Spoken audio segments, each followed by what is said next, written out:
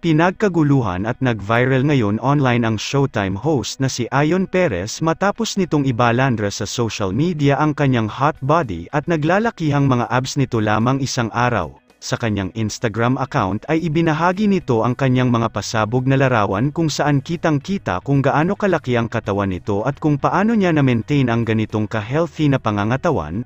Ayon kay Ayon Perez, ang mga larawang ito ay kuha pa noong taon ng 2019 kung saan nagbabalik-tanaw siya dito.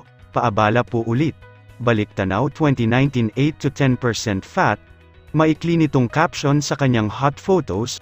Kilala naman natin si Ayon Perez na isa sa mga taong may disiplina pagdating sa pag-aalaga ng kanyang katawan. Makikita natin sa kanyang mga Instagram post kung paano nito alagaan at mini-maintain ang ganitong katawan sa pamamagitan ng palagiang pag-gym at exercise. Samantala, agad namang itong nag-viral at umani ng samut-saring komento mula sa mga netizens kung saan karamihan sa mga komento ay nakamention ang kanyang partner na si Vice Ganda na tila naghihintay ang marami na magbigay ito ng reaksyon sa nasabing viral photos ng kanyang asawa na si Ayon Perez.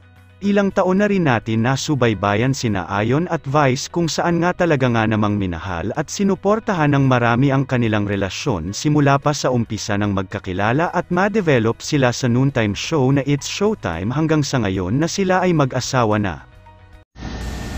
Taas kamay yung may mga jowang ang gwapo pero ang baho umutot. Nakakanam dyan. Gwapo sana pero ang baho umutot!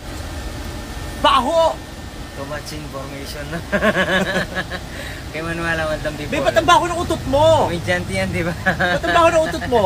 Healthy baby, healthy. Healthy yung kinakain pero ang baho mo ng utot! Baho!